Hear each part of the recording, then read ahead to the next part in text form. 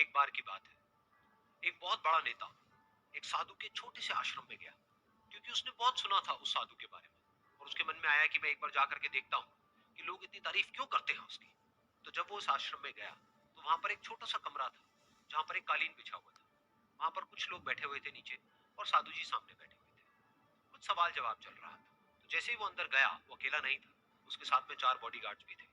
और उसको ये आदत थी कि जहां पर भी वो जाता था, लोग अपनी जगह से खड़े हो जाते थे, उसकी तरफ देखते थे, हाथ जोड़ते थे, अपना सर झुकाते थे।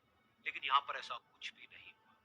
साधु ने उसकी तरफ देखा तक नहीं, क्योंकि वो साधु किसी के सवाल का जवाब दे रहे थे। लेकिन नेता को इस बात पे गुस्सा आ गया। नेता को लगा कि ये मेरी बेइज्जती है। तो उस नेता ने साधु की बात को बीच में ही काटते हुए थोड़ा गुस्से से कहा, मैं आपसे कुछ कहना चाहता हूँ।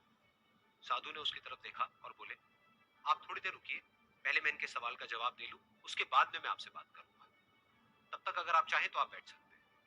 बस साधु का इतना कहने की देर थी, नेता का चेहरा गुस्से से लाल हो गया और फिर उसने अपना सारा गुस्सा उस साधु के ऊपर निकाल दिया। अभी तक वो नेता बहुत ही तमीज से बात कर रहा था, यानी कि आप कह करके बात कर रहा था। अब वो तू तड़ाक पे उतर आया। नेता ने उस साधु को कहा, तुझे पता भी है मैं कौन हूं और तू किससे बात कर रहा है? साधु ने उसकी तरफ देखा और कहा, मुझे इससे कोई फर्क नहीं पड़ता कि आप कौन हैं, लेकिन आप जो कोई भी हैं, अगर आप चाहते हैं कि मैं आपके सवाल का जवाब दूं या आपसे बात करूं, तो आपको कुछ देर रुकना होगा। और साधु के ये कहते ही नेता गुस्से से पागल हो गया और वहीं सबके सामने चीखने चिल्लाने लग गया, अब मैं तुझे तेरी असली औकात दिखाऊंगा। तूने मुझसे पंगा लेकर के ठीक नहीं किया। तुझे पता भी है मैं तेरे बारे में क्या सोचता हूँ। साधु ने फिर से उसकी तरफ देखा और बड़े ही प्रेम से कहा कि मुझे इससे कोई फर्क नहीं पड़ता है कि आप मेरे बारे में क्या सोचते हैं। आप जो चाहे वो मेरे बारे में सोच सकते हैं। फिर उस नेता ने बोला कि तू चाहे सुनना चाहता है या नहीं, लेकिन मैं तुझे बताऊंगा यही सबके सामने कि मैं तेरे बारे में क्या सोचता हूँ। तू एक बहुत ही घटिया इंसान है। तू कोई साधु नहीं है, तू एक ढोंगी है, पाखंडी है। और यहाँ पर जितने भी लोग बैठे हैं, उन सबको बेवकूफ बना रहा है।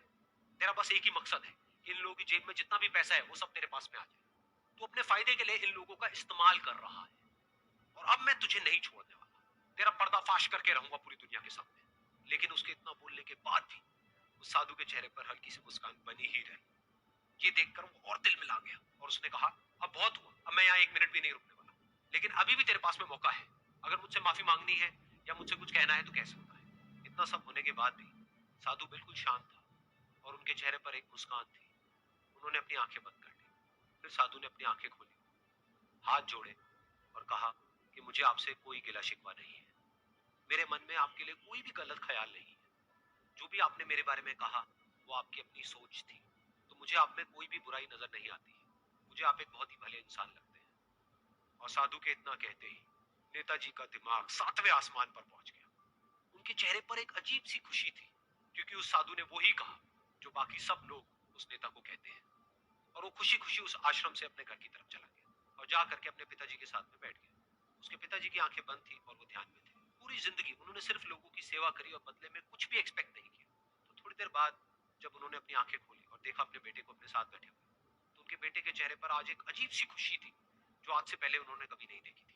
फिर उसने एक एक करके सब कुछ बताया कि आज क्या हुआ, किस तरह से वो आश्रम गया, वहां पर क्या हुआ, उसने क्या कहा, उन्होंने क्या कहा। तो जब इसके पिताजी ने पूरी बात सुनी, तो थोड़ा सा मुस्कुराए और अपने बेटे को देख करके बोले कि उन्होंने तुम्हारी तारीफ नहीं करी है, क्योंकि उन्होंने वो नहीं कहा कि जो तुम हो, उन्होंने वो कहा कि जो वो खुद है। और तुमने जो भी कुछ उनको कहा, वो नहीं कहा कि जो वो है, बल्कि तुमने वो कहा जो तुम खुद हो। यही बात वेदों में भी कही गई है, यथा दृष्टि तथा सृष्टि। ये दुनिया तुम्हें वैसी नहीं दिखती है जैसी कि ये दुनिया है। ये दुनिया तुम्हें वैसी दिखती है जैसे तुम खुद हो। जिसकी नजर जैसी है, उसके लिए ये दुनिया वैसी ही है।